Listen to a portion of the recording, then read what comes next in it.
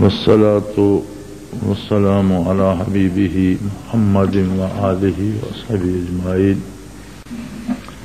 أعوذ بالله من الشيطان الرجيم. بسم الله الرحمن الرحيم.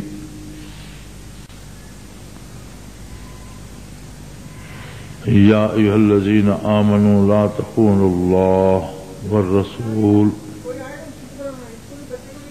وتخونوا أماناتكم وأنتم تعلمون واعلموا أنما أموالكم وأولادكم فتنة وأن الله عنده أجر عظيم.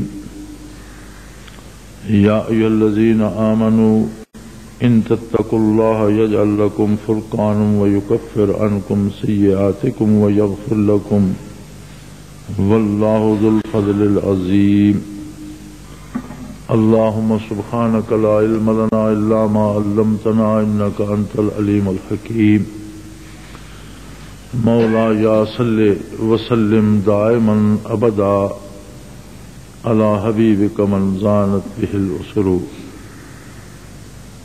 سورہ انفال کی یہ آیات مبارکہ ہیں. اللہ کریم نے اپنے ایماندار بندوں کے لیے ضابطے اور اصول متعین فرما دیے ہیں. انسان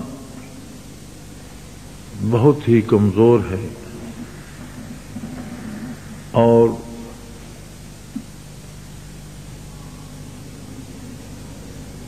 شیطان اور نفس کے علاوہ یہ خود اپنا سب سے بڑا دشمن ہے. اس کے غلط فیصلے، غلط اٹھنے والے قدم اور اس کی ناروا خواہشیں سب سے بڑی دشمن ہیں. ان سب دشمنوں میں اللہ کریم نے محفوظ ترین راستہ متعین فرما دیا ہے. فرمایا یا ایھا الذین آمنوا لا تخونوا اللہ والرسول.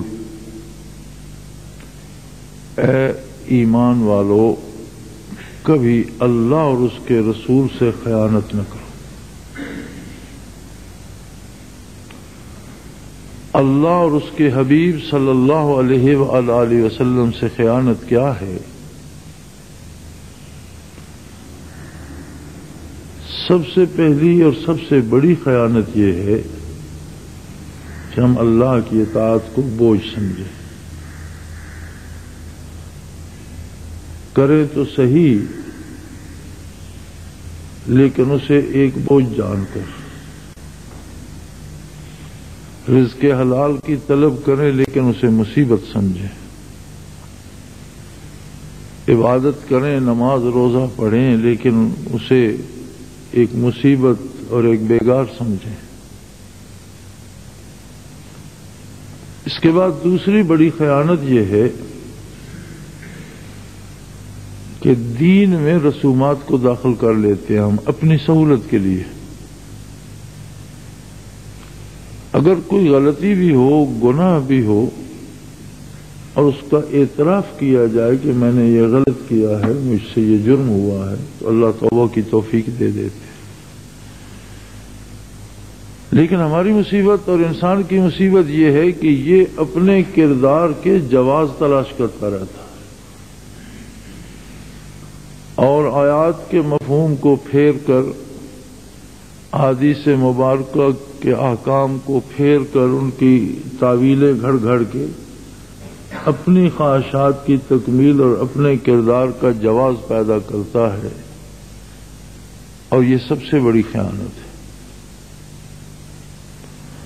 سو فرمایا انسان سے غلطی ہو سکتی ہے، وہ اور بات ہے، لیکن حلال کو حرام یا حرام کو حلال، اس کا اختیار صرف اللہ کو ہے، اللہ کے رسول صلی اللہ علیہ وآلہ وسلم کو ہے. جو چیز اللہ نے حرام قرار دی حرام ہے، جو چیز رسول اللہ صلی اللہ علیہ وسلم نے حرام فرمائی وہ حرام ہے، جو چیز اللہ نے حلال کی وہ حلال ہے، جو نبی اکرم صلی اللہ علیہ وسلم نے حلال بتائی حلال ہے۔ لیکن ماں و شمار عالم ہو یا مولوی، میرا اور آپ کا ایسا بتانا کہ اللہ نے نہ بتایا ہو، اللہ کے رسول نے نہ بتایا ہو، یہ دین میں خیال، تو یہ اللہ کے ساتھ خیانت ہے کہ اس کے دین میں وہ باتیں گھڑی جائیں جو دین کا حصہ نہیں ہے۔ یہ نبی صلی اللہ علیہ وسلم کے ساتھ بھی خیانت ہے کہ آپ نے جس چیز کو دین نہیں فرمایا اسے دین سمجھا جائے۔ دیانت و امانت یہ ہے کہ اللہ و اللہ کے رسول صلی اللہ علیہ وسلم کا حکم بے چوں چرا مانا جائے اور محبت سے مانا جائے۔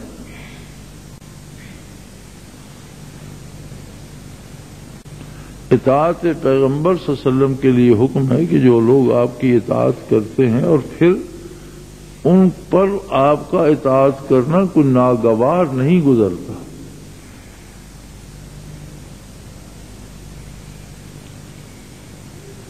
یعنی یہ شرط ہے قرآن حکیم میں، مجھے آیہ کریمہ یاد نہیں آ رہی، قرآن میں یہ شرط ہے کہ اطاعت کرتے ہیں اور دل سے کرتے ہیں، ناگواری سے یہ بوجھ سمجھ کر نہیں کرتے۔ اگر اطاعت میں ناگواری خیانت ہے تو ایسی چیز جو اطاعت ہی نہ ہو اور اسے دین کا حصہ بنایا جائے، یہ سب سے بڑی خیانت ہے۔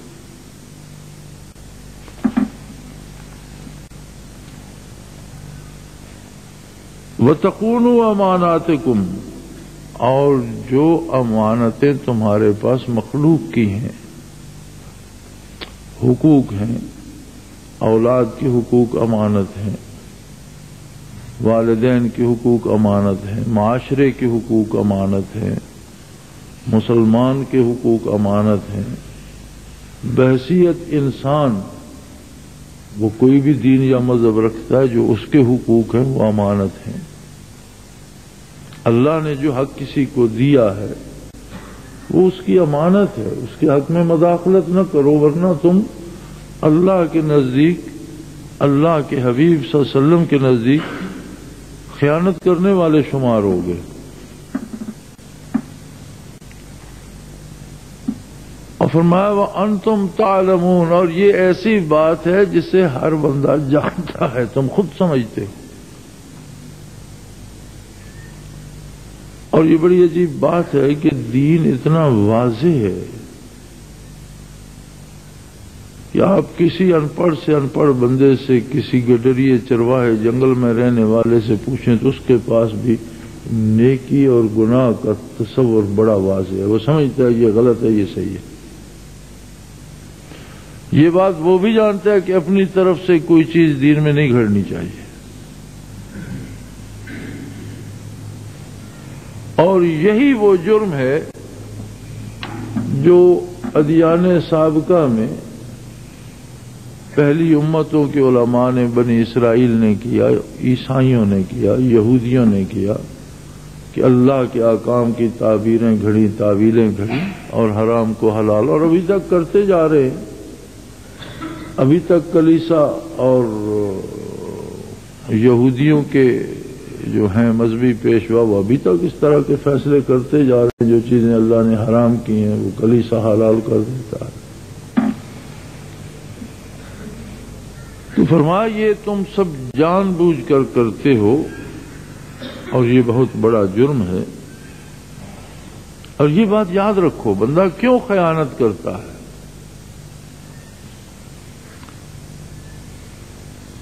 اپنی شہرت کے لیے، مالی فائدے کے لیے،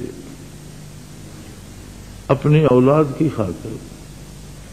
تو فرمایا وَاعْلَمُوا، یہ بات کان کھول کر سن لو، انما اموالکم و اولادکم فتنہ، تمہارا مال و دولت، تمہاری اولاد، یہ تمہاری آزمائش ہے، یہی امتحان ہے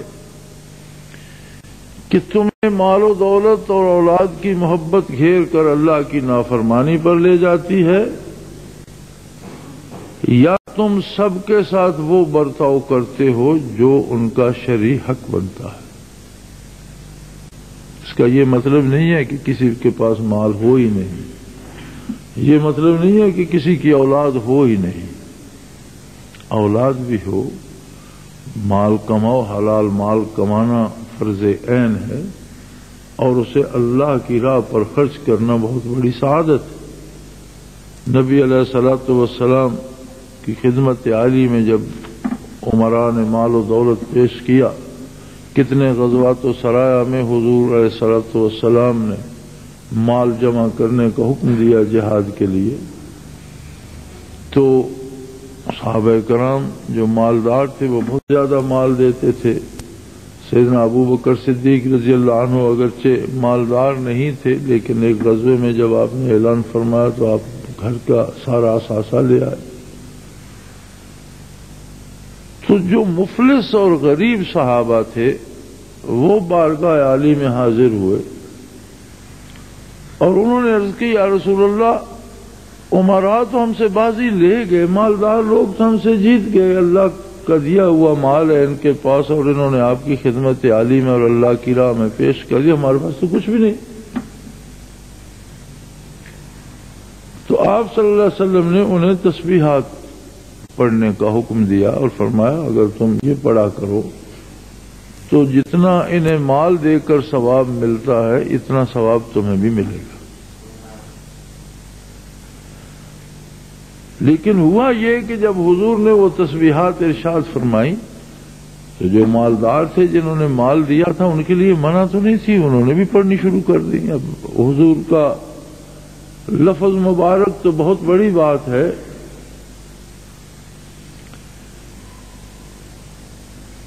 علامہ باز ایرانی جب تاریخ منظوم کرتا ہے فارسی میں، اگرچہ وہ شیعہ ہے، اس کے باوجود جب صحابہ کا حال لکھتا ہے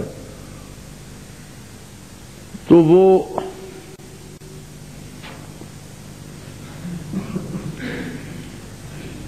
پوری تاریخ فارسی اشعار میں، اور اصلی اب نایاب ہے،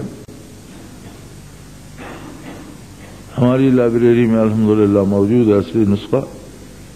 تو کہتا ہے کہ وہ ایسے عجیب لوگ تھے، محمد چمندہ زداب دہن براں آب خومی کو ندن جمن گیرند مالند بر چشم رو وزاں آب تازہ کنند آبرو، کہ حضور اگر لب مبارک بھی پھینکتے ہیں، حضور اگر تھوک مبارک بھی پھینکتے ہیں تو ایسے پتہ چلتا ہے کہ اس پر لڑائی ہو جائے گی، اس طرح جھپٹتے ہیں اور زمین پر گرنے نہیں دیتے، اور جس کسی کے ہاتھ پر پڑتی ہے گیرند مالند بر چشم رو، اسے وہ اپنے منہ پر ملتا ہے، وزاں آب تازہ کنند آبرو، اور وہ سمجھتے ہیں کہ ہمارے لیے یہی سب سے بڑا عزت کا مقام ہے کہ حضور کا لعاب دہن ہم نے چہرے پہ مل لیا۔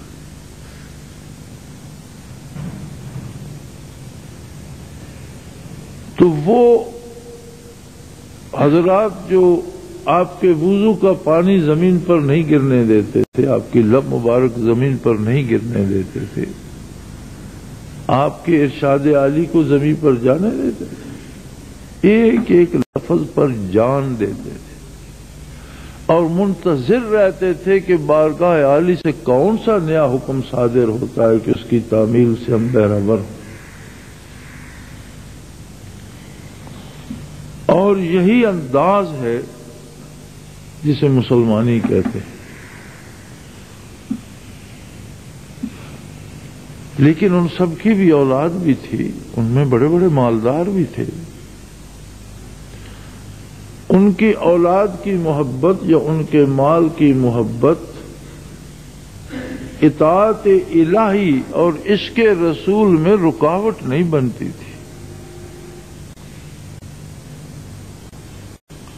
لیکن اگر کوئی اولاد کی محبت میں اور مال کی محبت میں احکام شریعت سے متجاوز اور پھر اس کو حلال بھی کہتا ہے تو یہ تو بہت بڑی زیادتی ہے۔ تو فرمایا مال اور اولاد یہ دو بہت بڑے امتحان ہیں، اتنے بڑے امتحان کہ انہیں فتنہ کہا گیا، یعنی بہت بڑی آزمائش۔ یہاں فتنہ فساد کے معنوں میں نہیں ہے، آزمائش کے معنوں میں، امتحان کے معنوں میں۔ وَأَنَّ اللَّهَ عِندَهُ أَجْرٌ عَظِيمٌ، ایک طرف دنیاوی مال و زر ہے اور دوسری طرف اللہ کا اجر ہے، اور اس بات پہ یقین کر لو کہ اللہ کا اجر بہت بڑا ہے اور بہت قیمتی ہے، وہ دائمی ہے، ہمیشہ کے لیے ہے۔ پھر ایک ہی بات بتائی، یا ایھا الذین آمنوا ان تتقوا اللہ۔ آدمی جب یہ سارا حال سنتا ہے تو سمجھتا ہے میں تو پھنس گیا مصیبت میں، یہ تو قدم قدم پر ڈگمگانے کا خطرہ ہے، میری نگاہ محدود ہے اور راستہ طویل ہے، جانے کس موڑ پر کون سا خطرہ ہے۔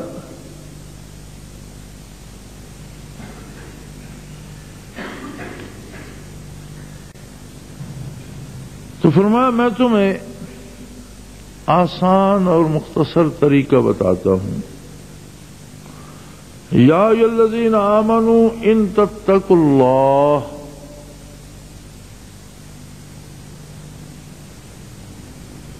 اے ایمان والو اگر تم اللہ سے خاص نسبت اور تعلق استوار کر لو۔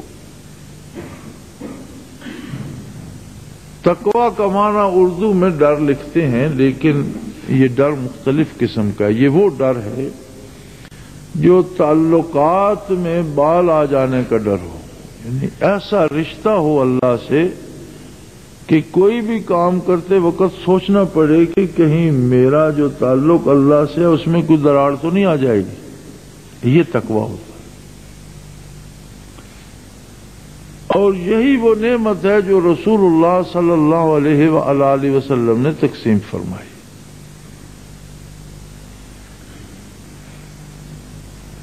آپ صلی اللہ علیہ وسلم سے دو طرح کی رحمتیں تقسیم ہوئیں۔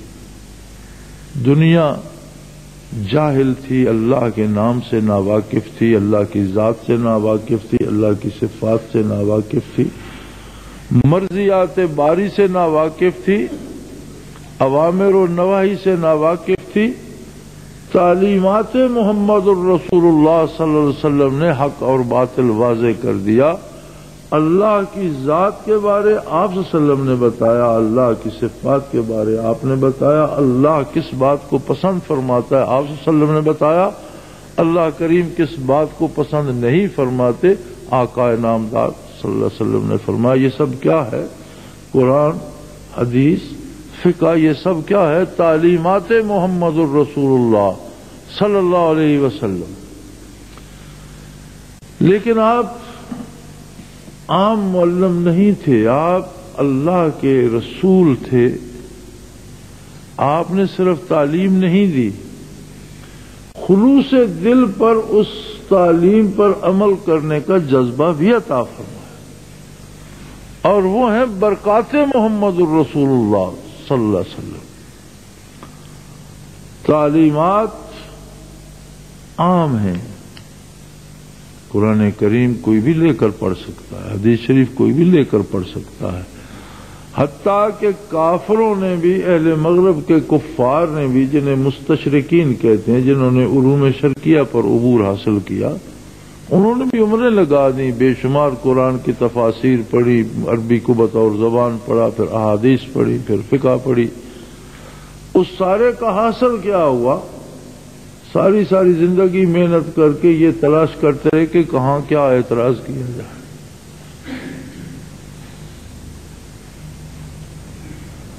تعلیمات ہمارے پاس بھی ہیں، کون ہے ہم میں سے جو حلال حرام کو نہیں جانتا؟ کون ہے ہم میں سے جس کے پاس گناہ ثواب کی خبر نہیں ہے؟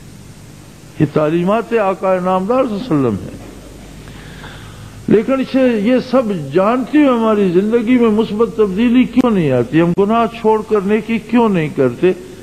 اس کے لیے برکات محمد الرسول اللہ کی ضرورت ہے کہ اندر وہ جذبہ آ جائے، سینہ روشن ہو جائے، دل صاف ہو جائے، جہاں سے خواہشات اور آرزوئیں جنم لیتی ہیں وہ جگہ منور ہو جائے، سوچ روشن ہو جائے، فکر اور خیال روشن ہو جائے، اور اسی کے لیے یہی برکات تھی جنہوں نے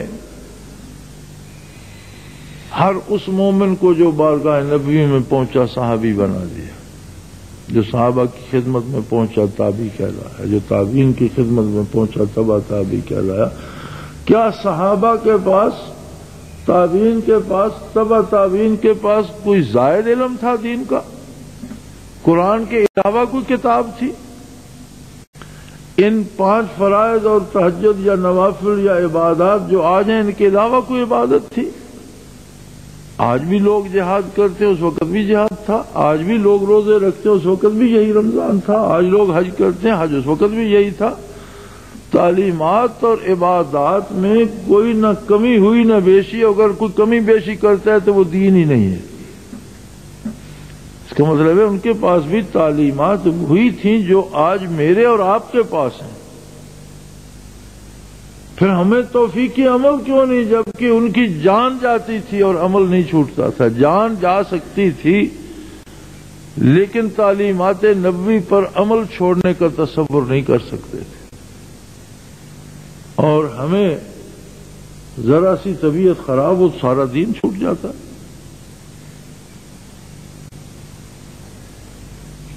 اس لیے کہ ان کے پاس برکات محمد الرسول اللہ بے حد و بے شمار تھی، اور ہم برکات نبوی کے حصول میں بہت پیچھے رہ گئے۔ آج دنیا میں جس قدر تبلیغ ہوتی ہے، آج دنیا میں جس قدر ذرائع ہیں تبلیغ کے، آج دنیا میں جس قدر کتابیں چھپتی ہیں، اخبار چھپتے ہیں، رسالے چھپتے ہیں، جتنا ریڈیو کرتا ہے، ٹیلی ویژن کرتا ہے، اور ہر شعبے میں دین کی بات ضرور ہوتی ہے، پھر خالص دینی رسالے کتنے چھپتے ہیں، لوگ پیدل چل کر کتنی تبلیغ کرتے ہیں، کتنے جلسے ہوتے ہیں، علماء کتنی تبلیغ کرتے ہیں، تو گویا تعلیمات تو اس حد تک پھیلائی جا رہی ہیں کہ جس کا اس زمانے میں تصور بھی ممکن نہیں۔ لیکن عجیب بات ہے کہ ان زمانوں میں عمل جو ہے وہ بہت زیادہ تھا، جب اب تعلیمات پہنچانے کے ذرائع زیادہ ہیں اور عمل نہ ہونے کے برابر، تو کوئی بات تو ہے، اور وہ ایک ہی بات ہے کہ ان کے پاس صرف تعلیمات نہیں تھی، برکات محمد الرسول اللہ بھی تھیں، اور ہم نے تعلیمات پر قناعت کر لی اور برکات کو تلاش نہ کی۔ برکات نبوی یہ تھیں، ثم تلین جلودہم وقلوبہم الی ذکر اللہ، کھال سے لے کر نیا خانے دل تک ان کے بدن کا ہر ذرہ اللہ اللہ کرتا تھا۔ یہ برکات محمد الرسول اللہ۔ اور اسلام میں پیری مریدی اسی وجہ سے آئی کہ حضور کی خدمت میں جو پہنچا صحابی ہو گیا، مرد عورت، بڑا بوڑھا امیر غریب، پڑھا لکھا ان پڑھ، صحابہ کی خدمت میں جو جیسا پہنچا تابعی ہو گیا، تابعین کی خدمت میں جو پہنچا تبع تابعی ہو گیا۔ اس کے بعد وہ عالم نہ رہا۔ اس کے بعد بڑے خوش نصیب اور بڑے عالی ہمت لوگ تھے جنہوں نے حصول برکات کے لیے محنتیں کی، اور پھر ان میں سے چند اتنے بڑے نام نکلے جنہوں نے وہ برکات آگے پہنچائی، اور وہ برکات حاصل کر کے پہنچانے والے شیخ کہلائے، اور ان برکات کا کے طالب جو تھے اور جنہوں نے حاصل کی وہ اس کے مرید کہلائے، اور یوں پیری مریدی کا سلسلہ شروع ہوا۔ پیر کیا تھا؟ پیر استاد تھا، پیر حامل برکات نبوی تھا، اور مرید طالب برکات نبوی۔ اب اس میں یہ جو چیزیں داخل ہو گئیں کہ فلاں پیر کے پاس جاؤ تو بیٹا ہوگا، فلاں پیر کے پاس جاؤ تو بیماری ٹھیک ہوگی، یہ تو ہم نے ہندوؤں سے لے لی۔ پیری مریدی میں کسی کی صحت بیماری، کسی کی روزی بڑھانے گھٹانے، کسی کو بڑا چھوٹا کرنے کا کوئی تصور اسلام میں نہیں تھا. یہ سارے کام اللہ کرتا ہے اور اللہ ہر بندے کی سنتا ہے. اور سب سے بہتر دعا وہ ہے جو بندہ خود اپنے حق میں کرتا ہے, خود اللہ سے درخواست کرتا ہے, اللہ میں تیرا مجبور و بے بس بندہ ہوں, میری یہ ضرورت ہے, میری پوری فرما دے. یہ بات اللہ کو سب سے زیادہ پسند ہے. حضور علیہ السلام نے فرمایا کہ مومن کے لیے دعا کیا کر. یہ ایک الگ بات ہے. آپ کسی اچھے بندے کے پاس بیٹھتے ہیں, یقیناً وہ آپ کے لیے بہتر آرزو کرے گا, بہتر سوچے گا. اس کی وہ خواہش و آرزو حقیقت دعا ہے. وہی دعا ہے آپ کے حق میں کہ جو آپ کے لیے وہ اچھائی سوچتا ہے. اللہ کریم اس کے ارادوں اور اس کی سوچوں کو جانتے ہیں. اگر ہاتھ اٹھا دیتا ہے تو سنت ہے, لیکن سب سے بہترین دعا وہ ہے جو بندہ اپنے لیے خود کرتا ہے. اس کا رب موجود ہے, اس کے سامنے ہر وقت موجود ہے, شارک سے زیادہ قریب تر ہے. لہذا پیر کا کام تھا کہ ذات باری میں اور خود وجود انسانی میں جو دیواریں حائل ہیں وہ کاٹ کے بندے کو اللہ کے روبرو کر دے, بندے میں وہ شعور پیدا کر دے کہ وہ اللہ کو حاضر و موجود مان لے. جانتے تو ہم سب ہیں, جاننا اور بات, ہم سب جانتے ہیں اللہ ہر جگہ موجود ہے, لیکن یہ بات مانی بھی جائے نا. اگر مان لی جائے تو کون ہے جو اللہ کے روبرو گناہ کی جرات کرے؟ یہ جو ہم مسلسل گناہ کرتے ہیں اس کا مطلب ہے کہ ہم جانتے ہیں اللہ موجود ہے, لیکن اس کا ہمیں یقین نہیں ہے, مانتے نہیں ہیں.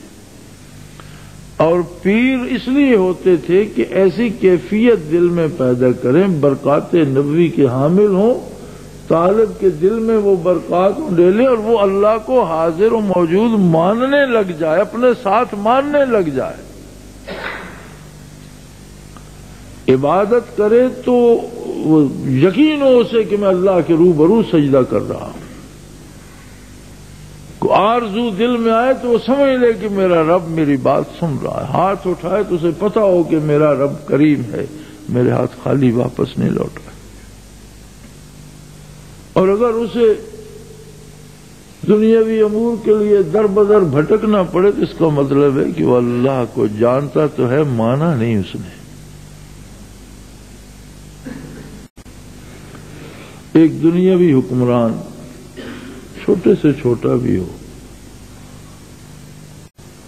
وہ کسی کا دوست ہو اور اسے اذن عام دے کہ جب چاہو مجھ سے ملو اور جو ضرورت ہو مجھ سے کہو, وہ اس سے کم تر کسی سے بات کرے گا؟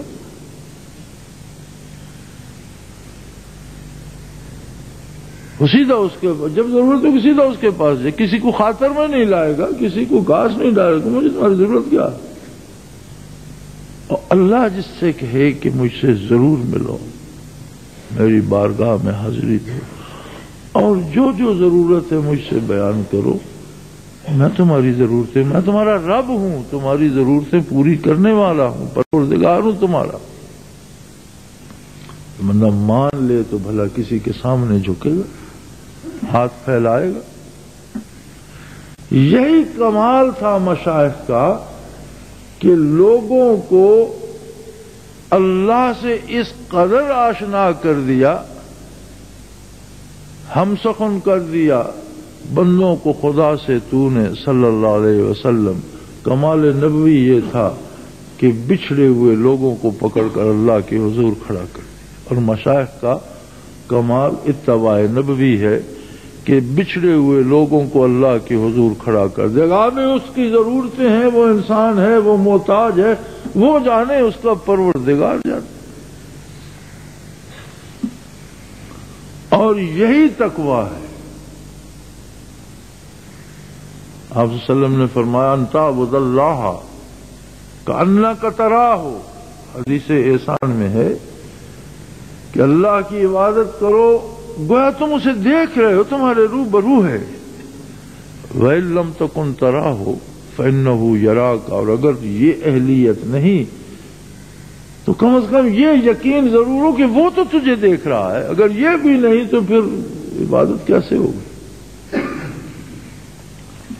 اور یہی نسخہ یہاں فرمایا یا ایھا الذین آمنوا ان تتقوا اللہ، اگر تم اللہ کا تقوی اختیار کر لو، یجعل لکم فرقانا، وہ تمہارے لیے حق و باطل کی تفریق واضح کر دے گا، تمہیں ممتاز کر دے گا، تمہیں حق کے ساتھ چلنے کی توفیق عطا کر دے گا، باطل سے بچنے کی توفیق عطا کر دے گا، واضح تفریق کر دے گا حق و باطل کی، تمہیں حق پر چلنے کی توفیق عطا کر دے گا اور باطل سے تمہارا تحفظ کرے گا۔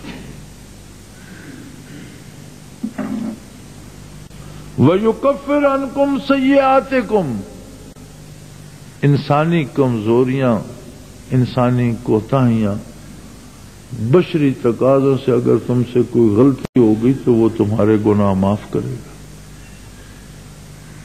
لیکن تم اس کے بندے تو بن جاؤ۔ پھر تم میں انسانی کمزوریاں ہیں، کبھی بھول کر غلطی کر سکتے ہو، کبھی عمدن کر سکتے ہو، پھر جو گناہ ہوگا یکفر عنکم سیئاتکم، تمہاری برائیاں تم سے دور کر دے گا، ویغفر لکم، تمہارے گناہ معاف کر دے گا۔ دو نعمتیں حاصل ہو جاتی ہیں بندے مومن کو، قرب الہی کی وجہ سے بھول چوک ہو گئی اللہ معاف کر دیتا ہے، اور گناہ سے حفاظت فرماتا ہے، قوت عطا کر دیتا ہے تحفظ کی، اور اسے گناہ سے محفوظ کر لیتا ہے۔ واللہ ذو الفضل العظیم، اللہ بہت بڑے فضل والا ہے، یعنی تم نہیں سمجھ سکتے کہ اس کے کرم کتنے کی وسعتیں کیا ہیں، اس کی عطا کی وسعتیں کیا ہیں، اور جب وہ دیتا ہے تو کتنا دیتا ہے اور کس انداز سے دیتا ہے۔ یاد رکھو اللہ کی راہ کی میں جو رکاوٹیں ہیں، ان میں سب سے بڑی رکاوٹ لوگوں کی باتیں ہیں۔ موسیٰ علیہ نبینا و علیہ الصلوۃ والسلام کے واقعات میں ملتا ہے کہ بنی اسرائیل باوجود بے شمار معجزات دیکھنے کے، سمندر پھٹ گیا، ان کے لیے راستہ بن گیا، آسمانوں سے ان کے لیے من و سلوہ اترا، بے شمار معجزات دیکھنے کے باوجود پھر آپ کے خلاف باتیں کرتے تھے، اور بہت تکلیف ہوتی تھی آپ کو۔ تو آپ نے دعا کی، بار الہ بنی اسرائیل کی زبانوں سے مجھے محفوظ رکھ، اس کا کوئی اہتمام فرما دے، یہ مجھ پر بہتان تراشیاں کرتے ہیں۔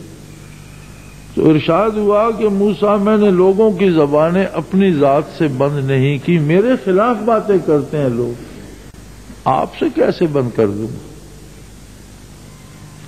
میں جو رب العالمین ہوں، میں جو ان کا خالق ہوں، میں جو انہیں پال رہا ہوں، میں جو ان کا رازق ہوں، میری شان میں گستاخیاں کرتے ہیں، میں نے وہ قیامت پہ اٹھا رکھی ہیں کہ آئیں گے تو حساب کریں گے کہ میں تم پر کیا کیا احسان کرتا رہا اور تم میری بارگاہ میں کیا کیا گستاخیاں کرتے، میرا حکم نہیں مانتے، مجھ پر ایمان ہی نہیں لاتے، کہتے ہیں اللہ ہے ہی نہیں۔ ان لوگوں پر میں نے کوئی سختی نہیں کی، بلکہ یوم حساب مقرر کیا ہے۔ جو آپ کے خلاف باتیں کرتے ہیں ان کی زبانیں میں کیسے بند کر دوں؟ علماء حق فرماتے ہیں کہ قرب الہی میں مصیبتیں ہیں، بیماریاں ہیں، تکلیفیں ہیں، شیطان دشمن ہے، شیطان کے سارے چیلے چاٹے دشمن ہو جاتے ہیں، جان کا خطرہ ہے، ایذا دیتے ہیں، جسمانی ایذا، بدنامیوں کی گھاٹی، بیماریوں کے حملے، بدنامیوں کی گھاٹی، بیماریوں کے حملے، تیرے گھر کے راستے میں کتنی رکاوٹ ہے۔ لیکن اللہ کے وہ بندے جنہیں جمال الہی سامنے نظر آ رہا ہوتا ہے، وہ بھلا کب پرواہ کرتے ہیں ان چیزوں کی؟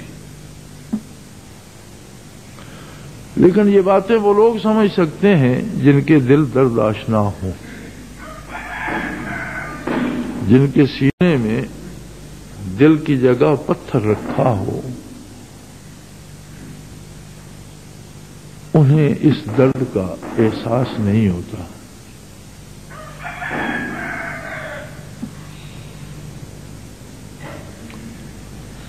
بھلا خوب کہا تھا کسی نے کہ میں نے یہ مانا کہ میری زندگی ناکام ہے، میں نے یہ مانا کہ میری زندگی ناکام ہے، آج بھی وابستہ لیکن تجھ سے میرا نام ہے۔ وہ اس پہ بھی خوش رہتے ہیں کہ جب تیرا نام آتا ہے تو کوئی بات تو ہماری بھی کرتا ہے کہ یہ بھی اللہ کے طالب تھے، خواہ وہ یہ کہے کہ انہوں نے ڈھونگ بنایا ہوا ہے، یہ جھوٹ بولتے ہیں، یہ مکار ہیں، لیکن تیرے نام کے ساتھ میرے نام کی نسبت تو جوڑتے ہیں۔ جب تیرے وصال کی، تیری عظمت کی بات ہوتی ہے تو مجھے جھوٹا کہیں، مجھ پہ بہتان لگائیں، لیکن میرا نام تو تیری بارگاہ میں لیتے ہیں کہ یہ بھی جی مدعی ہے اس وقت۔ وہ فرماتے ہیں میرے لیے اتنا ہی کافی، یہ بھی ایک بہت بڑی عظمت ہے۔ اور پھر جنہیں جمال الہی نصیب ہو، جنہیں حضور بارگاہ محمد الرسول اللہ نصیب ہو،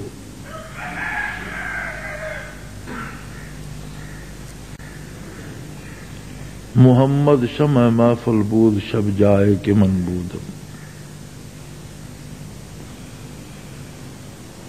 جس جگہ میں نے رات بسر کی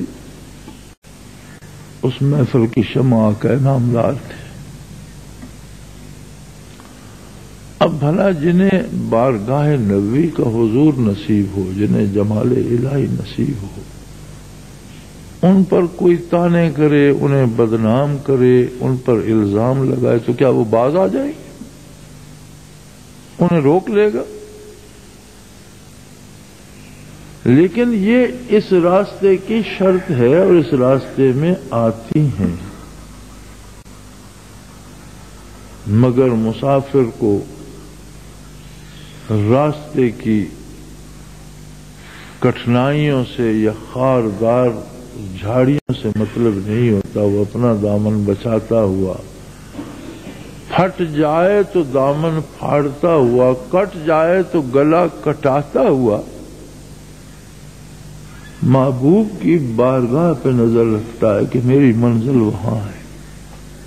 اور یہ بدنصیبی ہوتی ہے بعض لوگوں کی۔ اللہ کریم کی ناراضگی کا ایک انداز یہ بھی ہے، چون خدا خواہد کے پردہ کس درد، میں لشندر تان اے نیکاں کو ند۔ جب کسی سے بہت ناراض ہوتا ہے تو اسے اپنے بندوں پر تان کرنے پہ لگا دیتا ہے، لیکن وہ ایسا قادر ہے کہ اہل مکہ نے حضور علیہ السلام پر بہتان لگائے اور ہر آنے والے کو بھاگ کر بتاتے تھے ان کی بات نہ سننا، ویسے ویسے وہ آنے والا ضرور سننے آتا تھا اور اسلام کو پھیلانے کا سبب بن گئے۔ وہ ایسا قادر ہے